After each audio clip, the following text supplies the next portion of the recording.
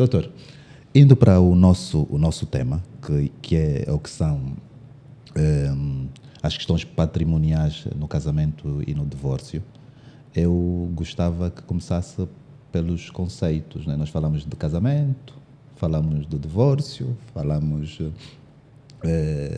do regime patrimonial no casamento. Então queríamos que elucidássemos aqui um bocadinho as pessoas o que é uma coisa, o que é outra, para então entrarmos para as discussões sobre o tema. O Dr. Guimarães tem ciência de que no que tange não é só ouvido ou seguido e visto por juristas. Perfeitamente. E às vezes essas pessoas que até gostam deste podcast sentem-se frustradas quando nós levamos muitos conceitos, esses nossos juridiquês, como muitas vezes as pessoas referem. Vamos arranjar aqui o meio termo. Vou pedir que Arranjar o meio termo. Sim, falo, mas não precisa ter rigor técnico. O meio termo é o seguinte. Quando uma família é constituída via casamento, via união de facto, esta família, além de todos os aspectos pessoais, carece de um conjunto mínimo de bens. Precisa de um mínimo de bens para poder sobreviver. Vai precisar, no mínimo, eu vou falar dessa realidade, de um luando onde se possam deitar para descansar, para dormir.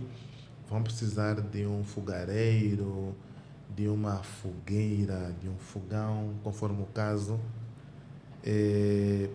Vão precisar de louça, o que for. Vão precisar de um conjunto mínimo de bens. Esses bens, para serem conseguidos, ou nós já os tínhamos antes do casamento, ou os adquirimos durante o casamento. E, portanto, a forma de aquisição, a forma de gestão desses bens, se vamos contrair alguma dívida ou não, se podemos depois vender o nosso fogão sem o outro consentir, tudo isso diz respeito a um conjunto de regras ou normas jurídicas, ou carecem, se quisermos, de regras ou normas que possam definir como é que os aspectos patrimoniais do casal vão decorrer. E esta é a ideia de regime patrimonial do casamento, ou regime econômico do casamento, ou regimes de bens do casamento. Tem que ver com o conjunto de regras que definem a forma como os aspectos patrimoniais vão ser tratados. Como é que se vão adquirir os bens, a quem vão pertencer os bens, como é que esses bens vão ser administrados e quem é que vai responder pelas dívidas. Esta seria a ideia dos regimes econômicos ou regimes de bens. O nosso legislador foi para a seguinte solução: consagrou 2 regimes apenas. Há países com 3, 4 regimes. Nós temos 2 regimes apenas. O regime de comunhão de adquiridos, que é o regime de eleição do legislador, ao ponto de que, se alguém se esquecer durante o processo de casamento de referir qual é o regime pelo qual optam, o casamento se vai celebrar segundo o regime de comunhão de adquiridos. E temos depois o regime da separação de bens. E para este, as pessoas têm de forma expressa a referir que optam por esse regime logo do início, e na celebração do casamento têm de confirmar a opção por esse regime de separação de bens. E se fosse o contrário, se o legislador tivesse uma opção contrária, o regime regra ser o de separação? Eu acharia bom, porque eu continuo sempre a olhar para a realidade. E já vou me justificar. Portanto, temos 2 regimes. As pessoas, quando vão casar, e não sei se seria essa questão também colocada ou não, deveriam ter algum aconselhamento para saber quais são as alternativas. E tem 2. Como é que se caracteriza um regime ou outro? No regime de comunhão de adquiridos, todos os bens que cada um deles tem antes do casamento é bem próprio. Portanto, há um patrimônio próprio do marido, integrado inicialmente pelos seus bens anteriores ao casamento, e há um patrimônio próprio da mulher.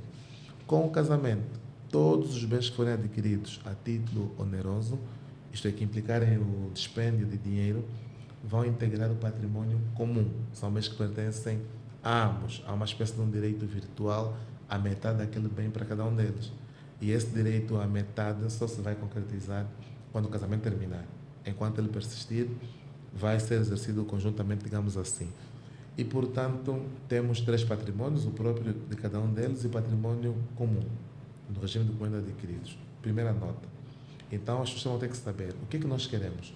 Depois de casar, os bens que vamos adquirir vão pertencer aos dois ou apenas a um dos dois.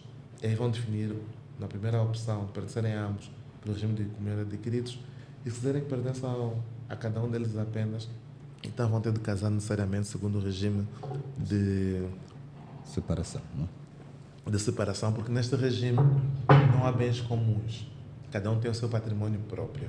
Essa é a primeira nota. A segunda nota, a forma de administração em cada um dos regimes. Em regra, no regime de comunhão de adquiridos, cada um vai administrar os seus bens próprios. Eu tenho uma viatura, posso vendê-la. Essa seria uma administração extraordinária, que estou a alienar. Eu tenho um computador, um telefone, posso vendê-lo. Esta seria a regra em relação aos bens próprios no regime de comunhão de adquiridos. Todavia, há um conjunto de bens, os bens comuns, sobretudo, que em regra a lei não vai permitir que seja administrado só por um deles. Em regra, não. E se quisermos nos dispor deles, alienar um desses bens ou onerar, vamos precisar do consentimento de ambos. Isto em termos gerais. O Código em concreto estabelece que, em relação aos bens próprios, cada um pode administrar. Todavia, o Dr. Guimarães é advogado, a esposa tem códigos, tem legislação, tem código civil, tem código comercial e tem um código da família. Ela os tem, alguém ofereceu e ela colocou à disposição do Dr. Guimarães. O Dr. Guimarães usa esses códigos como instrumento de trabalho. Neste caso, mesmo os bens sendo dela, ela não poderá vender, por exemplo, os bens sem o seu consentimento. Porque quem tem a administração corrente ou ordinária é o Dr. Guimarães. Portanto, temos essas exceções. Depois, no regime de comunhão de adquiridos, muitas vezes vai acontecer, devido a uma deficiência legal, em termos de... no decurso do casamento, se um dos dois for comerciante, em nome individual, e for pedir um empréstimo bancário, o banco vai exigir que o outro cônjuge se venha obrigar.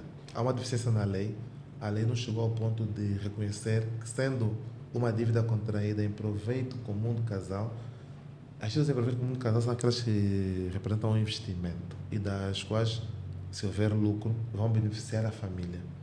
Portanto, se alguém vai abrir uma empresa e para tal contrai uma dívida, esta dívida, em teoria, é uma dívida em proveito comum do casal. Mas não esqueçam-se de dizer que as dívidas em proveito comum do casal presumem-se, que as dívidas comerciais, presumem-se contraídas em proveito comum do casal. Esqueceu-se. E havendo essa lacuna na lei, quem esteja a emprestar dinheiro, o banco, qualquer outro credor, tem de garantir que, em caso de incumprimento, não só vai demandar a pessoa que é comerciante, vai pedir o empréstimo, mas também vai poder demandar o outro cônjuge e o patrimônio comum, se for um regime de comunhão de adquiridos. E para o fazer, exige então, como dissemos, que o outro também venha se coobrigar, venha também assinar.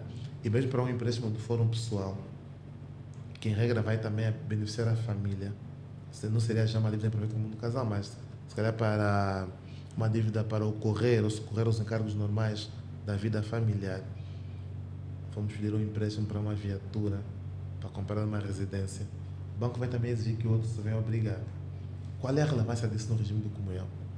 É que, se o banco exigir essa assinatura do outro e as relações pessoais já estão azedadas do casal, o outro vai dizer: olha, ontem, como preferiste jogar as cartas com os seus amigos ao invés de estar aqui a casa a me ajudar, vai também pedir a eles que assinem.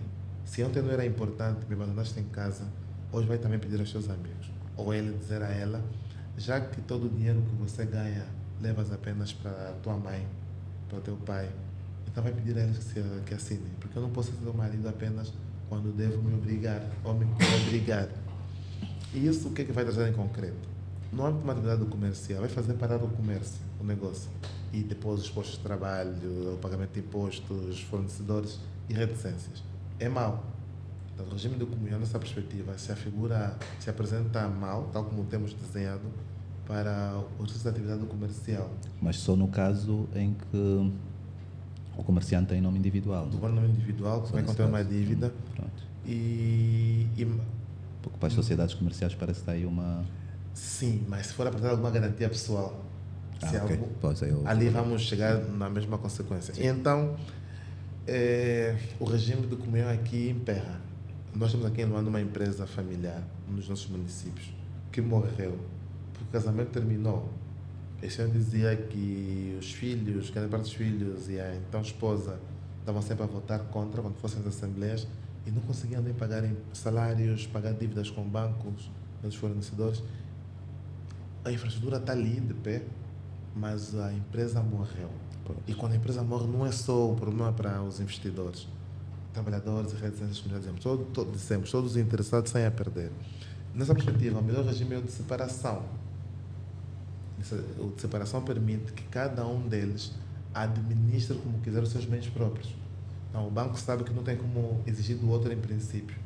E ele vai poder fazer o que lhe aprouver e para o comércio vai ser muito mais fácil. Alguém diria, mas o trader está pensando no dinheiro. Se calhar porque você também é professor de direito comercial. Todavia, não. A família não subsiste sem um mínimo de rendimentos, de Claro. condições. E o bom exercício da atividade comercial vai prover a família de mais recursos. As probabilidades de melhor formação para os filhos, os cuidados de saúde, reticências, serão seguramente muito maiores. O outro aspecto, além da administração, e no regime de separação agora, a administração, como dissemos há pouco, em regra é livre. Cada um vai administrar seus bens como lhe aprouver, inclusive poder dispor de bens imóveis. Nos imóveis não há muitas dúvidas, mas mesmo nos imóveis e um estabelecimento comercial, no regime de separação, o cônjuge pode fazê-lo como lhe aprouver. No regime de comunhão, os imóveis e o estabelecimento comercial, ainda que bens próprios não, de um dos cônjuges, não vão poder ser alienados, serem vendidos, por exemplo, sem o consentimento do outro cônjuge. Posso pensar aqui mais na questão da proteção da família, por ser um patrimônio importante para a família, e ali, mais uma vez, o negócio pode parar por falta desse consentimento. Não é que estou a propor o negócio à família, todavia a família que todos nós queremos e que eu já advoguei que seja, em princípio, ad eterno, não vai sobreviver sem meios. Não vai. Nós precisamos comer. É verdade. E, portanto, temos essas diferenças em cada um dos regimes. E a seguir, em terceiro lugar, temos então a questão das dívidas. Se alguém contrair uma dívida, que seja uma dívida comum, nós podemos falar de dívidas comuns, ou que responsabilizam ambos os cônjuges, e dívidas não transmissíveis ou singulares apenas. Quem é que responderá pelas dívidas? Em regra, no regime de separação de bens, cada um vai responder pelas suas dívidas. Mas no regime de comunidade de adquiridos, mesmo uma dívida contraída por um dos dois apenas, para o prover, por exemplo, aos encargos normais da vida familiar ou em proveito comum do casal, como já referimos, estas vão ser da responsabilidade de ambos os cônjuges. A minha esposa foi pedir um empréstimo ou, como é muito comum entre nós, comprou uma mercadoria, comprou comida, peixe, por exemplo, sem o meu consentimento. E de repente a dona do peixe, a credora, vem solicitar o pagamento do seu crédito. Essa dívida é da responsabilidade de ambos os cônjuges, mesmo que eu não tenha contraído. E mesmo que eu não tenha consumido daquele peixe, eu vou ter de responder pela mesma. E, portanto, este é um aspecto que temos então que ter em consideração das dívidas, porque mesmo nesses casos em que seja contraída para essa finalidade específica do artigo 61 do Código de Família, número 1, o outro vai ter que responder também. E isto é bom em teoria para o credor, porque o credor vai poder pedir cobrar a sua dívida tanto a um como a outro. Ele é livre de optar, porque seria uma dívida solidária, em rigor. E, portanto, no regime de separação, como referimos, em princípio vamos ter essa diferença, não vamos fazer essa separação, salvo se provar que é uma dívida em proveito comum do casal ou uma dívida para ocorrer os casos normais da vida familiar. Fora essas dívidas, cada um vai responder pelas suas dívidas no regime de separação de bens, em princípio. Eu senti que fiz um pouco de confusão. Só na parte final. De falar, se calhar repito. Só na parte E final. repito nos seguintes termos. Regime de comunhão primeiro. Quem responde pelas dívidas? Eu tenho que saber se a dívida é própria ou comum. Se a dívida for própria, vai responder em princípio quem seja responsável pela mesma. E se responder essa pessoa, depois temos que olhar para a questão dos bens que vão garantir o pagamento dessa dívida. Se a dívida é própria, em princípio vão ser garantidas pelos bens próprios deste cônjuge e só depois pela sua ameação dos bens comuns, a parte que ele teria direito dos bens comuns. Só que neste caso, só vamos poder exigir essa outra parte quando o casamento terminar. Não é exigível diretamente a dívida. Em relação às dívidas comuns, seriam aquelas contraídas ou com consentimento dos dois, ou então em proveito comum do casal, as dívidas de investimento no geral, ou para ocorrer as encargos da vida familiar. Saúde, recheio de casa, alimentação, educação. Nesses casos, não importa quem contraiu a dívida em princípio, os dois vão ter que responder por elas. E isto vai ser igual, quer no regime de comunhão, quer no regime de separação. Qual vai ser a diferença? Tem que ver com a natureza da dívida. Se for o regime de comunhão de adquiridos, a dívida será solidária. Isto é, o credor, a pessoa que tiver o direito de receber o dinheiro de volta, vai poder exigir o seu crédito a qualquer um deles. Ele vai optar. Ele vê, o Irineu é professor, ganha mal, provavelmente. A esposa dele é uma... Quem ganha bem? É uma empresária. É uma empresária e, portanto, obrigado por me ter parece que é bem sucedida. Ele pode optar em cobrar o seu crédito apenas à minha esposa, que é empresária. Portanto, e ela não vai poder dizer, não, quem contrariou foi meu marido, porque aquela dívida é para todo mundo do casal. Se vigorar o regime de separação de bens, embora a dívida seja da responsabilidade de ambos, ela é meramente conjunta. O que isso quer dizer? Quer dizer que o credor vai ter que exigir, em princípio, a dívida a quem contraiu. E ele não vai poder ter aquela possibilidade de escolher, de demandar um ou outro conforme aquilo que lhe pareça mais confortável ou mais seguro para a satisfação do seu crédito. Não se preocupe com o tempo, doutor. Sim. Podemos? Falou do tempo. Eu deixarei-me com a questão do tempo. Portanto, temos essa diferença do regime da dívida quando for comum, no regime de separação, no regime de comum de adquiridos. Pronto. Temos ali a questão, eu vejo recorrentemente os bancos, independentemente do regime, a exigirem a intervenção dos dois cônjuges, provavelmente porque depois é muito difícil. Algumas das situações é difícil provar se foi em proveito comum do casal, se não foi em proveito comum do casal. É este o problema. Muitas vezes vamos precisar estar, o banco teria que estar no dia a dia das pessoas. No caso das dívidas, por exemplo, em proveito comum do casal, as dívidas de investimento, o banco teria de provar que o Irineu, depois de contrair a dívida, de facto abriu um negócio X ou ampliou seu negócio. Depois de ampliar o negócio, no primeiro ano ou no segundo, teve lucros de X e que a empresa teve lucros e que ele recebeu uma percentagem desse lucro, digo, e que aquilo que ele recebeu deste lucro foi destinado à compra de nova mobília, uma casa melhor, uma viatura. E é difícil o banco entrar no dia a dia da família e perceber isso. A lei podia resolver, consagrando de forma expressa que essas dívidas comerciais saem em proveito comum do casal, mas não o fez. E o Código de Família não o fez, o Código Comercial também não o fez. E tem uma redação má, da qual resulta que a dívida comercial presume-se contraída no exercício do comércio. Então o banco tem que garantir ao máximo o seu crédito. O banco trabalha com dinheiro alheio. E às vezes temos dificuldade de perceber as exigências que os bancos fazem, mas o banco tem que garantir que o dinheiro alheio vai voltar. E ainda assim temos muitos casos de crédito mal parado e muitas vezes, e até viria para um podcast falar disso, por culpa dos bancos, na preparação do processo, na definição das garantias e tudo mais. Então o banco tem que se proteger. E o banco vai se proteger para não depender do que a lei vai dizer, do entendimento do tribunal, a argumentação dos advogados, e de poder provar que em concreto foi feito em proveito comum do casal. O banco exige ao outro vice obrigar, para que ele possa, desde logo, exigir a qualquer um deles o pagamento ou a satisfação do seu crédito. É muito mais seguro para o banco. Pois. Doutor, como é que é o património, como é que é a situação do património adquirido antes do casamento no divórcio, no caso de divórcio? A questão do regime de bens normalmente não oferece muitos problemas durante o casamento. Normalmente não, sobretudo se as relações pessoais estiverem bem. E deixa-me, antes de responder à questão em concreto, referir, seguindo um autor português, que o determinante quanto aos regimes de bens no casamento são os efeitos pessoais.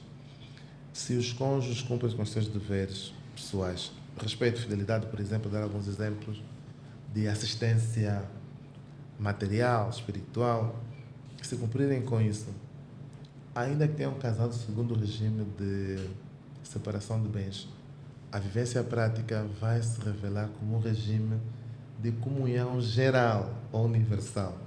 Ou vão adquirir as coisas em nome de ambos, ou vão fazer doações de um para o outro para que tenha algum equilíbrio em termos de bens, porque a relação pessoal está boa. E pelo contrário, quando a relação pessoal está mal, não importa, no nosso caso, se o casamento foi celebrado segundo o regime de comunhão de adquiridos, e num outro país, diríamos até o regime de comunhão geral, em que tanto os bens do passado como os do presente se integrariam ao patrimônio comum, o dia a dia vai revelar um regime de separação. O Irineu adquire os bens em nome do amigo Guimarães. Ok.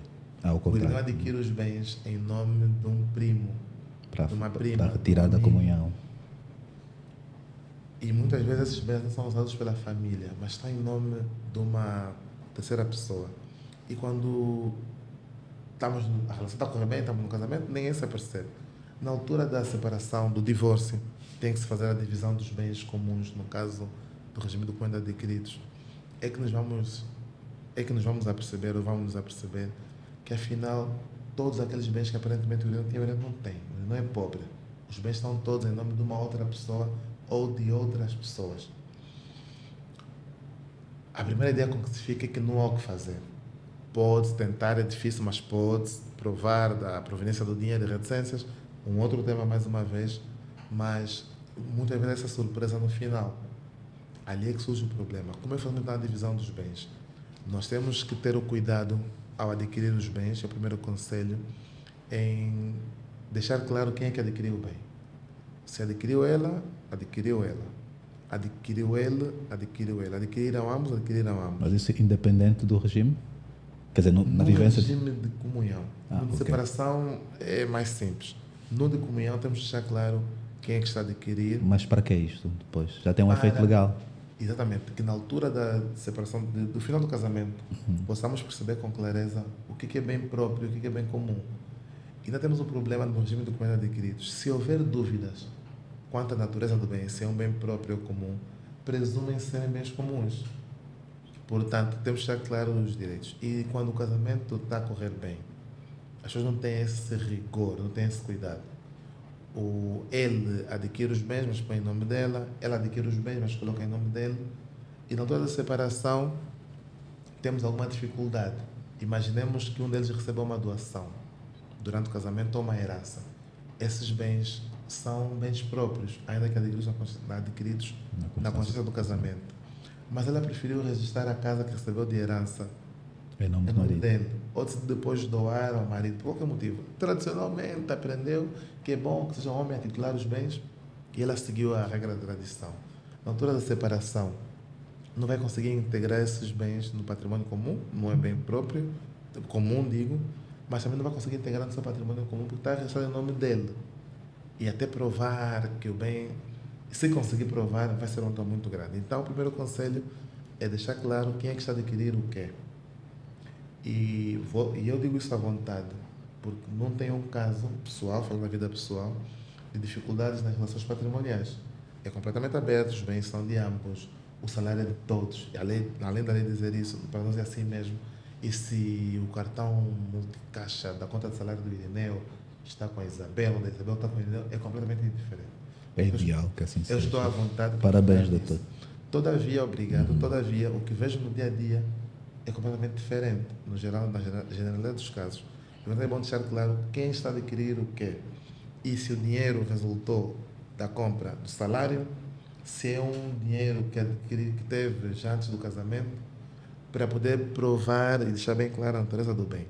Isso é importante, como dizíamos, que na altura da separação vamos ter que dividir. Nós precisamos saber, no regime de comunhão, o que é bem próprio. O que for do Irineu, fica com Irineu, num lado.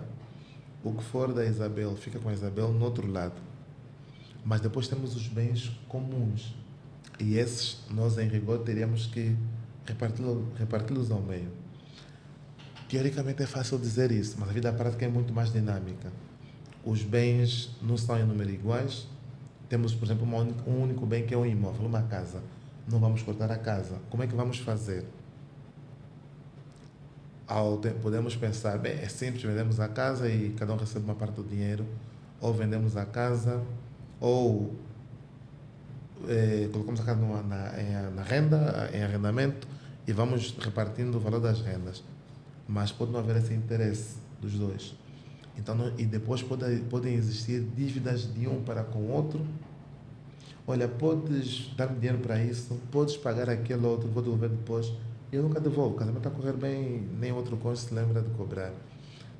E na altura da separação, nós precisamos fazer liquidação dos patrimônios. Devo pagar as dívidas que tenho para com a esposa e ela eventualmente tem para comigo. Mas também podemos ter, ambos ou cada um de nós, dívidas junto do patrimônio comum. Eu peguei uma viatura adquirida onerosamente, a custa do casamento, bem comum, vendi a viatura e o dinheiro da venda da viatura eu usei para fim pessoal. Eu investi em alguma coisa, por exemplo. Investi nos meus estudos. Portanto, eu estou a dever o patrimônio comum.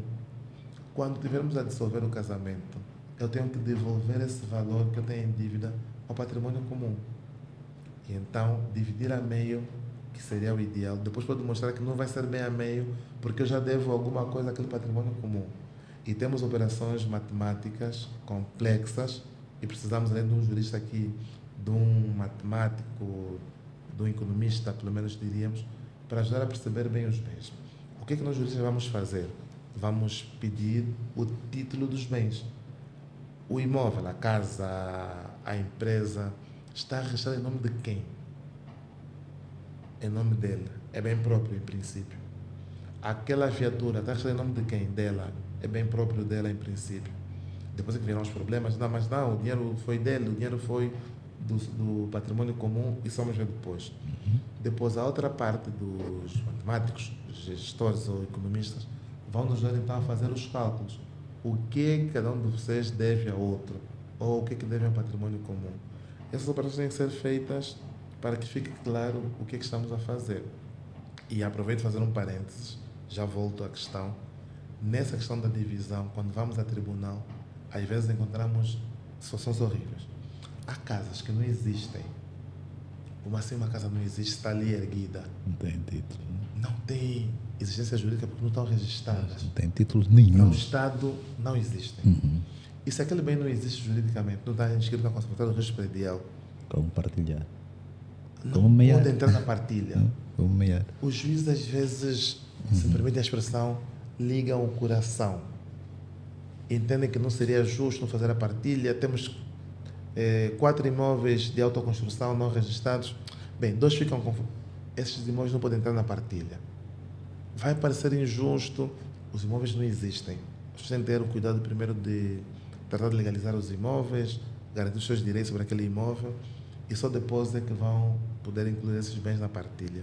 Portanto, esses bens não existem e, paradoxalmente, estranhamente, encontramos sentenças onde constam bens que não existem juridicamente. Isto para os magistrados ou para alguns magistrados.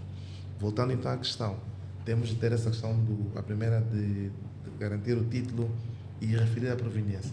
Um bem, por exemplo, adquirido por escritura pública. Uma escritura pública, um imóvel. Nós vamos dizendo na escritura, de preferência, e porque somos ambos notários de origem, temos que dizer que o bem é dele, é dela, é de ambos, e temos que fazer referência à proveniência do dinheiro. A casa ou o imóvel foi comprada com o resultado da venda de um bem que era a herança dele ou dela. Então está claro que é um bem próprio. Um bem próprio que é usado para adquirir um outro bem. O novo bem continua a manter a natureza do bem próprio, vem substituir o bem próprio.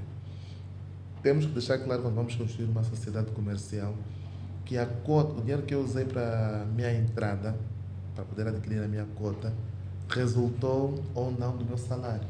Se resultou do salário, aquela cota aparece, aquela cota resultou de um bem, de uma dívida que fizemos com patrimônio comum, o salário é bem comum, e portanto não tem como não pertencer a ambos. Depois, depois não. Então, se deixamos claro, e aí os notários têm que também ajudar as pessoas a especificar a proveniência dos bens, é muito mais fácil na altura da separação poder-se separar ou distinguir o trigo do joio. Digamos, o que são bens próprios e o que integra o patrimônio comum para ser devidamente repartido. E a repartição não pode ser feita sem a liquidação prévia. Há dívidas, como já referimos, tem que se pagar as dívidas de um para com o outro, de um ou de ambos para com o patrimônio comum. Aquilo que sobrar no final é que vai ser dividido por ambos e ali eles são livres. Vamos vender o bem se for um único bem. Eu fico com 2 bens, tu ficas com um. Eu fico com o único bem que temos, mas vou compensar a parte que corresponderia a ti. Vou entregar em dinheiro, por exemplo. A casa vale 100 milhões de kwanzas. Eu fico com a casa, mas vou te dar 50 milhões. Isto é possível, acordar-se, mas é bom que se faça previamente e de preferência não apenas com recurso aos juristas. E se for um escritório de advogados, é bom que o escritório depois veja algum outro especialista que nos possa ajudar com os devidos cálculos.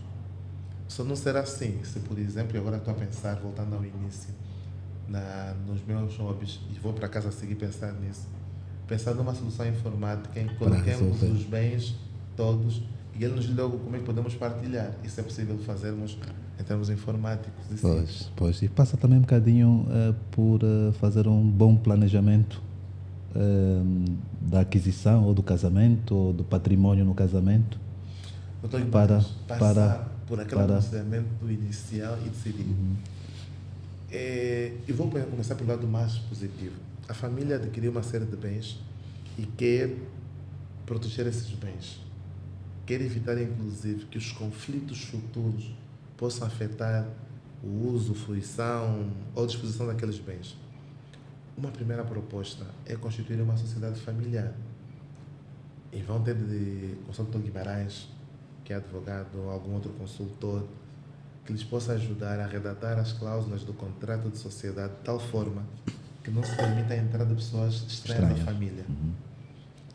Em segundo lugar, que os bens que forem sendo adquiridos na construção do casamento o sejam pela sociedade. Ainda que fiquem eventualmente assessorados por quem seja gerente da sociedade ou tem algum outro cargo inferior, mas que sejam adquiridos pela sociedade. E isso vai permitir resolver várias questões em termos fiscais, conseguir incluir o custo com a aquisição desses bens no custo da atividade comercial e deduzir depois na altura do pagamento de impostos.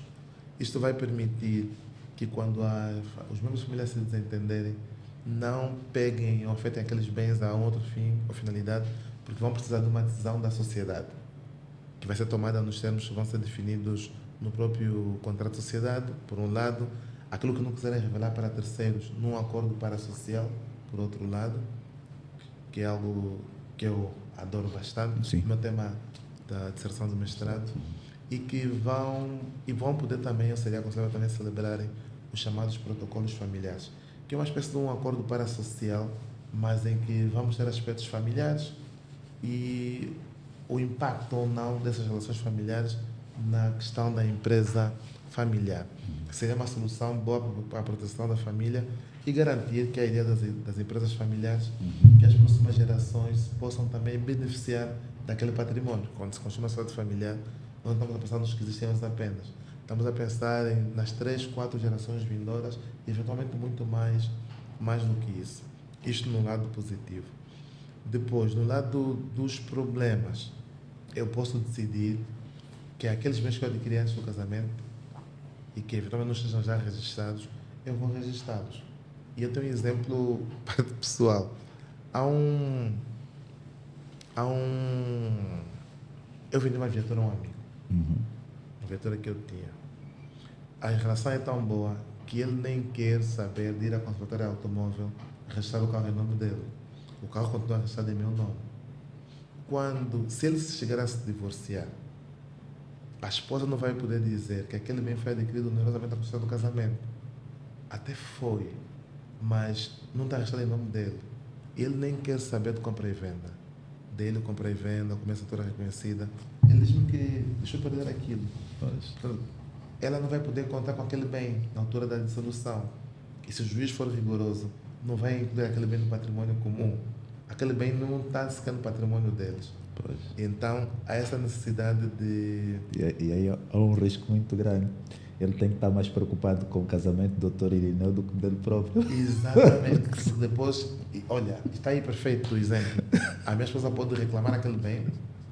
Nós vamos chegar a uma altura, e espero que cheguemos rapidamente, digo nós, país, em que assim como já acontece com o guichê único da empresa, onde qualquer pessoa vai ao portal, no menu de publicações, e consegue saber as empresas que existam de A, B, C ou D, desde que constituídas lá no guichê ou transcritas lá para o guichê, vai chegar uma altura, e seria bom que fosse rapidamente, em que vamos conseguir ir à conservatória automóvel predial online, digamos assim, e colocando o nome de alguém, saber os imóveis que estão em seu nome. Colocando o número de um prédio, o número do registro de um automóvel, saber em nome de quem é que está. Então, a minha esposa, na altura do divórcio, espero que não aconteça, e acho que não vai acontecer, vai no tal sítio online, conservatória automóvel. Eu quero saber quais são os carros do nome do Irineu. E vai indicar aqueles bens como integrando, porque adquiridos depois do casamento tão oneroso, no patrimônio comum. E esse amigo vai ter essa dificuldade, porque o bem vai desaparecer da esfera jurídica dele, que nunca esteve, e vai passar para a minha esfera jurídica novamente e eventualmente ser sujeito ou estar sujeito à ameação. Pois. São os riscos, não é? Das decisões. São os riscos. Então, planear tudo isso é importante. É importante. É Com importante procurar. Jurídico, Exatamente, os profissionais corretos. Aconselhamento jurídico, mas também, de preferência, com um economista. Ali muitos aspectos temos que ver, e às vezes até um fiscalista ou um advogado que trabalha mais com direito fiscal, Sim. para ver essas implicações. Sim, há muitas questões que se levantam quando se efetua uma parceria. Uma delas que eu gostava de ter a sua opinião é a valoração do património. Existem dentro do património comum patrimónios mais valiosos que os outros. Como é que na prática se faz? Se faz pelo número de patrimónios ou pelo valor? Valor. Qualquer solução em tribunal que olhe apenas para o número de bens tem 4 casas, 4 imóveis. Uma dessas casas tem 10 compartimentos, por exemplo. E uma delas tem uma casa que tem um quarto, uma sala, e mais nada. Nós não podemos dizer que vamos deixar 2 desses imóveis com um e 2 com o outro, porque eles não têm o mesmo valor. Nós temos que olhar para o valor de cada um desses bens para podermos ter o valor global do patrimônio comum. E depois vamos dividir. E então ali vamos ter a questão novamente da compensação. Se um ficar com 2 daqueles bens, e os bens mais valiosos, vai ter de compensar o outro. Podemos ter um caso em que um vai ficar com 3 daqueles imóveis, porque ainda assim os 3 juntos não vão ter um valor superior ao outro, que tem 10 compartimentos, por exemplo. Então é preciso avaliar os bens. E não é algo que se faça com regularidade. As pessoas tendem a olhar apenas para o número. 2 carros para um, 2 carros para outro. 2 armários para um e 2 para outro. Mas o valor daquele patrimônio. É que a ideia é que ninguém saia empobrecido do casamento. E, em princípio, os bens conseguidos, no de adquiridos por ambos na constituição do casamento, foram conseguidos numa base do trabalho conjunto. O Dr. Guimarães veio gravar o programa. Alguém ficou em casa a olhar para as outras questões familiares. E aquele trabalho é exatamente igual ao que estamos agora aqui a fazer. Então, quando da separação, se infelizmente acontecer, a outra pessoa não pode ser prejudicada por causa disso. É preciso, então, valorar aquilo que existe para que se faça a repartição com base no valor. Se calhar devemos sublinhar isso, é repartir de acordo com o valor e não de acordo com o número de bens que existem. Doutor, outra coisa que é importante, que eu vejo que acende algumas discussões, não entre juristas, mas algumas discussões entre pessoas que vivenciam na prática o problema. E essas discussões, Dr. Guimarães, são as mais importantes. Pois. O nosso colega do curso de doutoramento na Universidade de Buenos Aires, muitas vezes nos diz o seguinte, Dr. Ricardo Rabinovich, Nós podemos conceitualizar, criar os conceitos, as definições que quisermos aqui dentro da universidade. Se traduzindo, o homem médio, o homem razoável, ele muitas vezes a expressão em espanhol, o homem que se encontra na rua, el nombre de la calle em castelhano, não perceber ou qualificar como irrelevante o que fizemos é relevante. Nós não legislamos para nós os juristas. Portanto, essas discussões e opiniões que ocorrem fora do mundo jurídico são muito mais importantes muitas vezes que as nossas. Porque nós somos como uma forma. A massa está lá fora, nós só queremos é dar forma ao bolo. Exato. Mas a forma sozinha, sem a massa, vai ser zero. Pois, no segmento. Era exatamente isso que acabou de referir em relação à contribuição ou à mensuração da contribuição de cada um dos cônjuges para o património comum. Por vezes é olhado para o homem ou a mulher que está em casa como sendo o que menos contribuiu para a aquisição do património comum. Quer dar mais uma chega em relação a isso? Prestando um bocadinho atenção também no facto do modelo que o casal escolheu, no fundo, é que leva às consequências de ser um ou outro a adquirir. Tudo vai acabar por redundar na ideia da igualdade. Pois. E a igualdade vai trazer como consequência a decisão comum. Eles têm que decidir o que é que vão fazer da sua vida, têm que planear conjuntamente o que vão fazer, como fazer, quando e onde, por um lado. E uma decisão vai ser relativamente a como é que vamos ganhar o pão para a família. Vamos os dois para a rua, vai apenas um, vamos os dois, mas um fica 24 horas na rua e o outro 12 horas na rua. Vão decidir. E qualquer decisão que venha a ser tomada tem depois de ter como consequência a percepção de que só é possível que um fizesse o que está a fazer porque o outro compensou de alguma forma a questão dos filhos, a questão das outras decisões de casa, há questões importantes que nós nos esquecemos, como a preparação do alimento, às vezes do vestuário, tem a mesma importância que a outra, no caso de um casamento.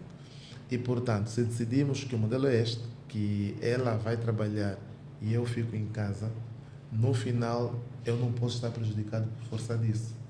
É necessário que se tenha atenção e se valorize esse trabalho, muitas vezes invisível, que eu, Ireneu, por exemplo, estive a fazer em casa, com os filhos, levar os filhos à escola, trazê-los ao hospital, para permitir que a esposa pudesse fazer alguma outra atividade. Todavia, isso vai levar a um problema. Isso muitas vezes vai exigir, vai levar a que, deve levar a que na altura da separação do patrimônio, da liquidação do patrimônio comum, divisão do patrimônio comum, recebamos, no que decorre da lei, a mesma parte.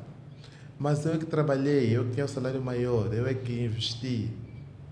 Não importa, mas entende-se que o investimento feito dessa forma menos visível, muitas vezes, é igual. Foi o entendimento da lei e é o que nós temos ali. E dizia que isso muitas vezes pode trazer um outro problema diferente. Se ainda assim não temos patrimônio comum e um dos dois estiver a precisar do mínimo para poder ter uma vida semelhante à que tinha durante o casamento, o que tiver mais posses, ainda que resultante do patrimônio próprio, vai ter de compensar o outro, vai ter de prestar alimentos ao outro. E é normal a pensão de alimentos entre ex-cônjuges por força do princípio da solidariedade familiar, inclusive depois do casamento terminar.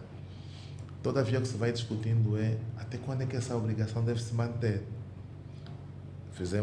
Colocamos fim ao casamento, não encontramos bens comuns para dividir eventualmente, cada um ficou com os seus bens próprios e ela ou ele tem dificuldades de se manter só com os seus bens.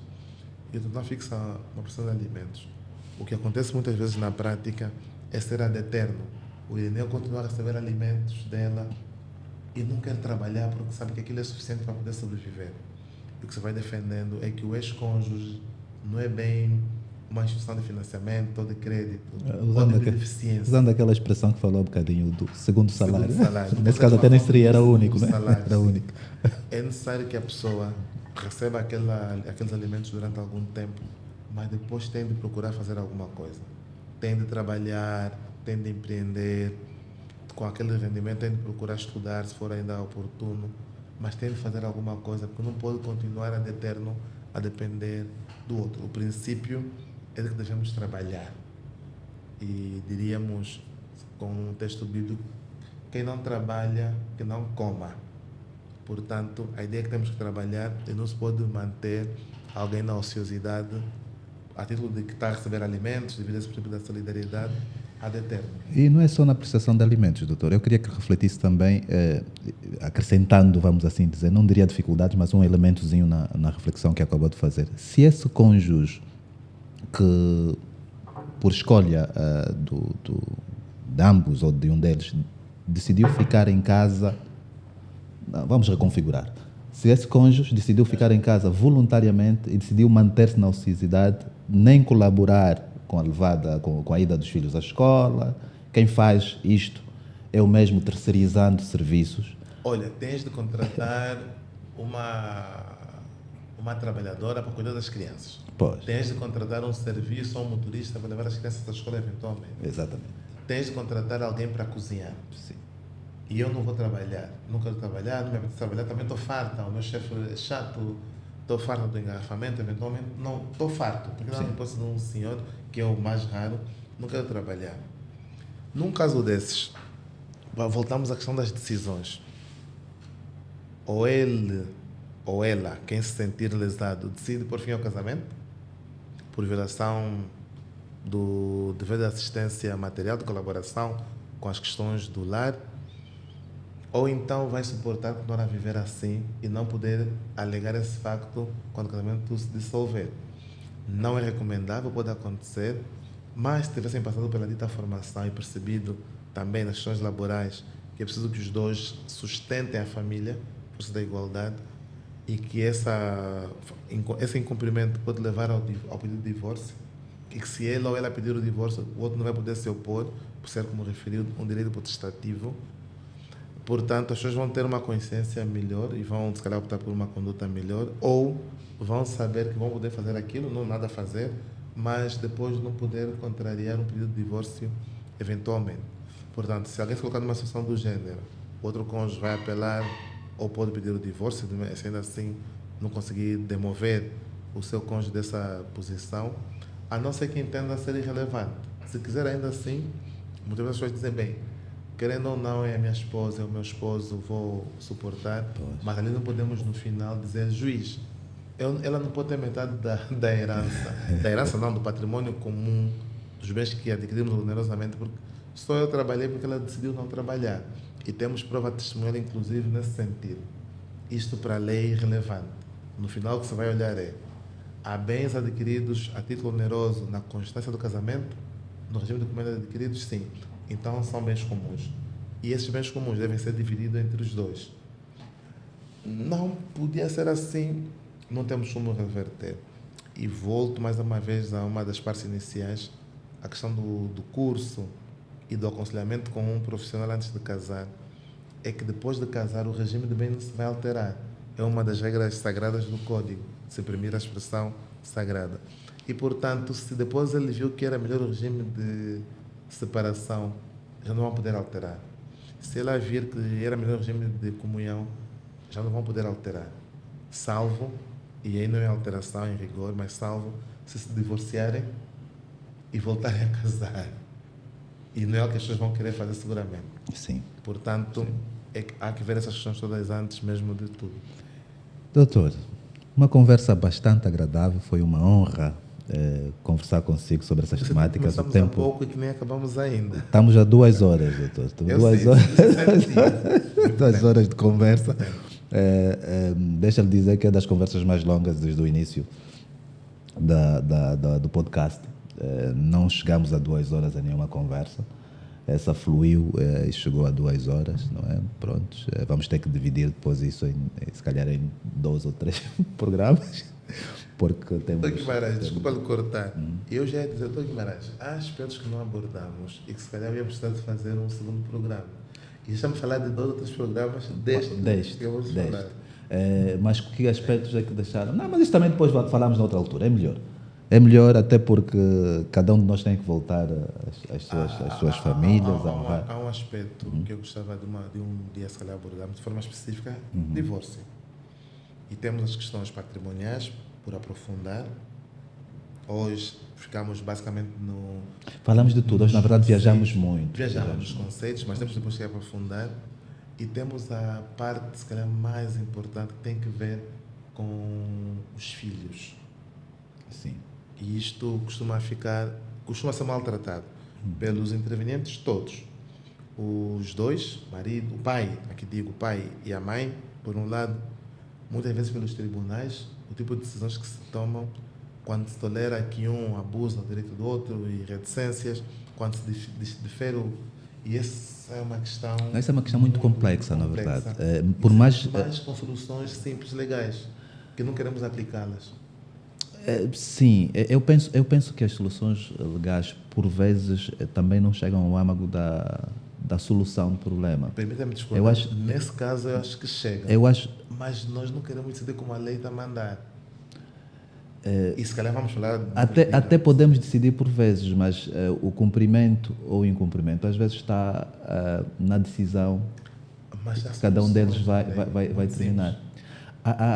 Eu já tive, e não é correto eu estar a abordar aqui, mas já tive situações em que efetivamente o cumprimento das questões não foram... O tribunal tem soluções para resolver isso. Pois, aí é que está. É que até essas soluções chegarem, as pessoas sofreram. Principalmente os miúdos, né? As crianças sofreram. Mas quando chegar, podem permitir... A minha única solução, doutor, é amor. As pessoas têm que olhar para a criança com um sentimento de afeto mais forte. Perceberem que aquele é seu dependente afetivo, ou seja, que ele não tem sequer condições de controlar o seu próprio sentimento. A minha solução é diferente. Eu sou jurista, não é o amor. Não, é percebermos que estamos numa relação jurídica e, portanto, há direitos e deveres de ambos os lados. E que se eu não adotar o que a lei impõe, vou ter que arcar com as consequências. Se olharmos para o amor não conseguimos depois... Falta-lhe a parte da coação. Pois é que se o amor tiver, não vai precisar de coação, doutor. E não podemos estar dependentes do amor para que as questões funcionem. Precisamos mesmo de perceber que há regras que impõem direitos e deveres e que, se não acatarmos, há uma consequência jurídica. Doutor, pronto, isso aqui vai levar a uma discussão um bocadinho longa e não é hoje também o dia em que vamos esgotá-la. Vamos sim, em jeito essa foi já em jeito de partida, vamos sim agendar um outro momento para falarmos sobre essas questões também. Por hoje vamos ter que encerrar. Doutor Guimarães, muito obrigado mais uma vez pelo convite. Parabéns pelo programa e parabéns pelo tipo de questões que guiaram aqui a nossa reflexão. Eu pelo menos senti que não tivemos muito no juridiquês. E espero e tenho a forte esperança, de que até os não-juristas vão poder ouvir sempre que sentirem necessidade nesse sentido e eventualmente encontrarem alguma solução, algum caminho para a sua vida. Quer para quem já contraiu matrimônio, quer para quem ainda não contraiu matrimônio. Exato. Doutor, nós agradecemos também a vontade com que nos deixou de partilhar dúvidas. De partilhar dúvidas. E também agradecemos a quem nos assiste pelo carinho da sua audiência. Pedimos, se possível, que subscreva o canal, digita aí o sininho e esteja por dentro das novidades que temos para si. Como sabe, isso que apresentamos é sempre um saber jurídico de qualidade.